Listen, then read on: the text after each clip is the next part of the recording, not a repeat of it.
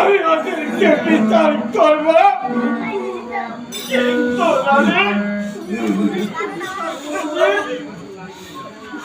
তুমি এমন নিশ্চয় বিচার করিও না। ওরা দুজনকে পাচ্ছি সন্তান মানে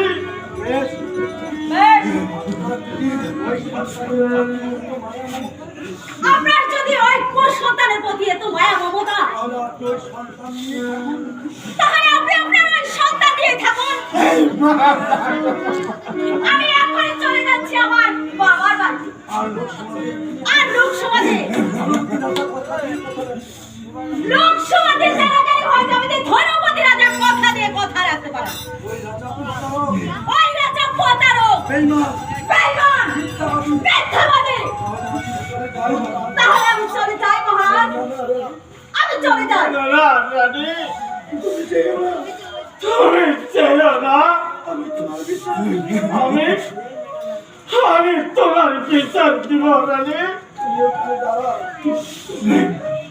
তুমি ওখানে দাঁড়াও, আমি ওদেরকে এক্ষুনি জল্লাদের হাতে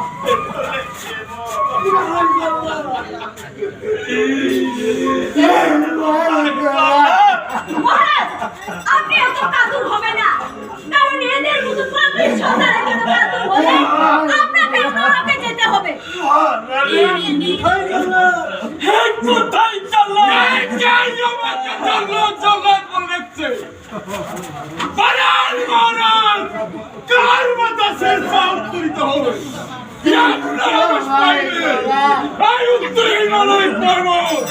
আমি দক্ষিণ সাগরে নিক্ষেপ করিতে পারি। শুধু তাই না যে মহারাজ, আমি কার মতো সে সাহস করিতে হয়।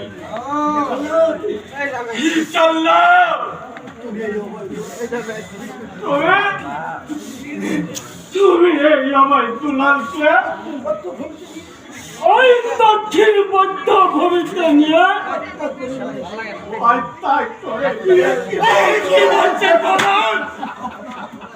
আপনার পুত্রকে হত্যার আদেশ দিয়েছেন মহারাজ। আপনি কেমন পিতা মহারাজ? এই কাজ আমি করতে পারবো না মহারাজ, আমাকে ক্ষমা করুন মহারাজ।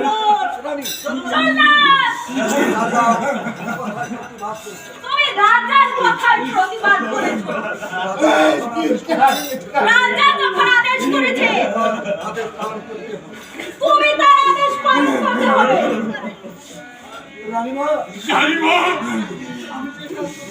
আমি তো এই কাজ করিতে পারবো না রানীমা, আপনি আমাকে ক্ষমা করেন রানীমা। একটা বেতন কুটি কর্মচারী হয়ে রাজার মুখে মুখে তর্ক করছো। মার শয়তান, মার শয়তান।